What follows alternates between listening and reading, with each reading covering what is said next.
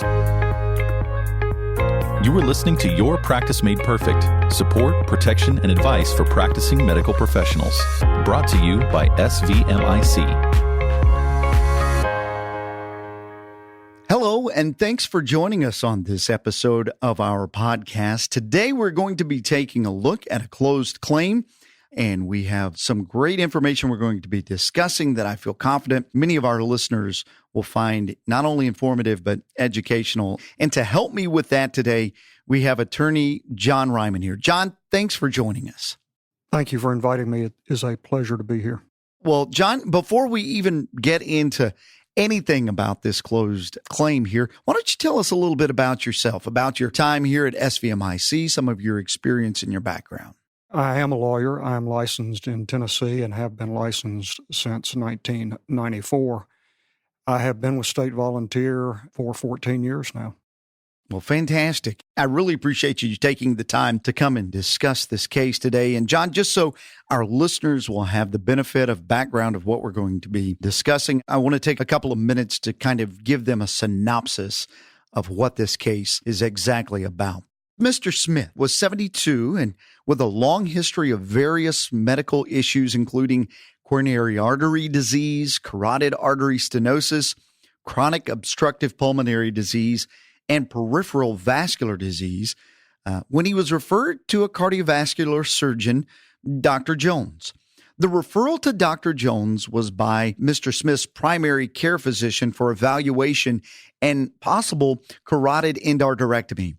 At his initial visit on May the 1st, 2010, Dr. Jones determined that surgery was appropriate, and he ordered a chest x-ray in preparation for the surgery. The chest x-ray was performed the following day and interpreted by the radiologist as showing an indistinct opacity in the left mid-lung. The radiologist recommended follow-up with a CT evaluation to confirm or exclude a pulmonary nodule. This report was faxed to Dr. Jones, who initialed the report, implying that he had reviewed it. The report was filed in the patient's chart without further action. Then on May the 3rd, Dr. Jones performed the endarterectomy surgery on Mr. Smith. The surgery went well, and the patient continued to do well through his 6-month follow-up visit with Dr. Jones. The patient was not seen by Dr. Jones thereafter. In April of 2011, Mr. Smith presented to his primary care physician with complaints of congestion, coughing, and left hip pain. An X-ray and a CT of the chest were ordered. These studies indicated that Mr. Smith had lung cancer in the area where the suspicious opacity was previously seen on the May 2010 X-ray. Mr. Smith underwent several months of treatment for metastatic lung cancer and died in early 2012. A lawsuit was filed by Mr. Smith's estate alleging wrongful death resulting from Dr. Jones' failure to follow up as recommended by the radiologist in 2010. John, as we take a look at this case, unfortunate outcome, very sad case here.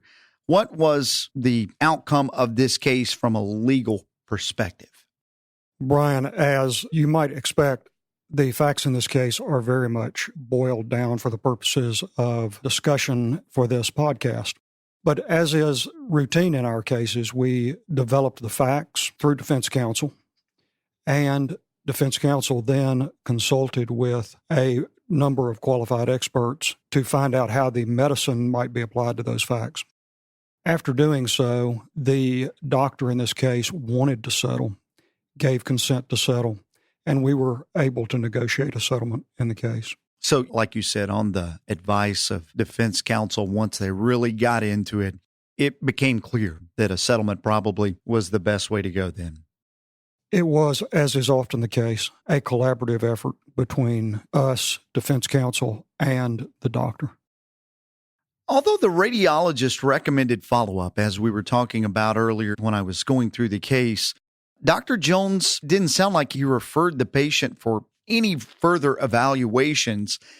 Since this appears to be an oversight, at least it looks that way whenever you look at it from this perspective, was that defensible at all, or is that part of why it was settled, or was that able to be defended? by the physician himself? Well, that was, of course, one of the many factors that went into the determination to settle the case. But I think to understand the defensibility of the case, we have to back up and talk a little bit about what is required for a plaintiff to successfully maintain a cause of action against a physician for medical negligence. So let's talk about that for just a minute. Please do, yes.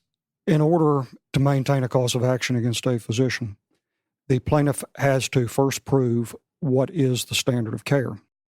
Then they would have to show that there was a deviation from the standard of care, that the physician failed to comply with the standard of care, if you will.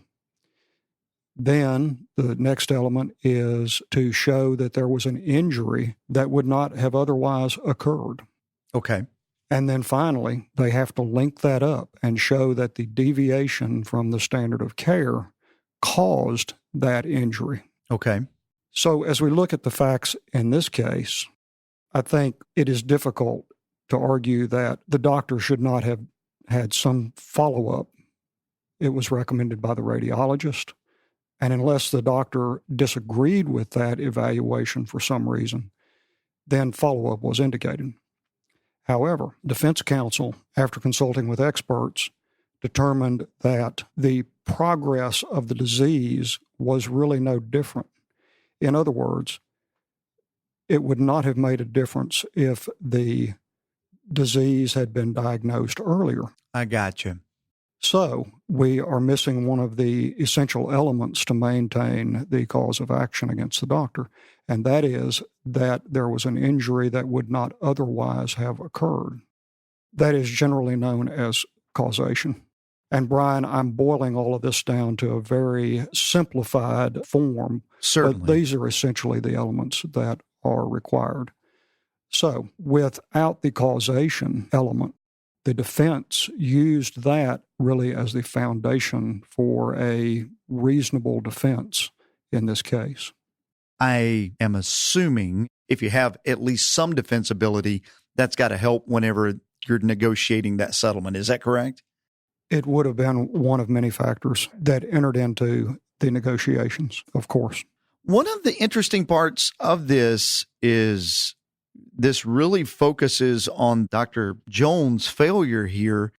Was the radiologist named? And if he wasn't, then why was he not named in this part of the case? The radiologist complied with the standard of care. He identified a suspicious image.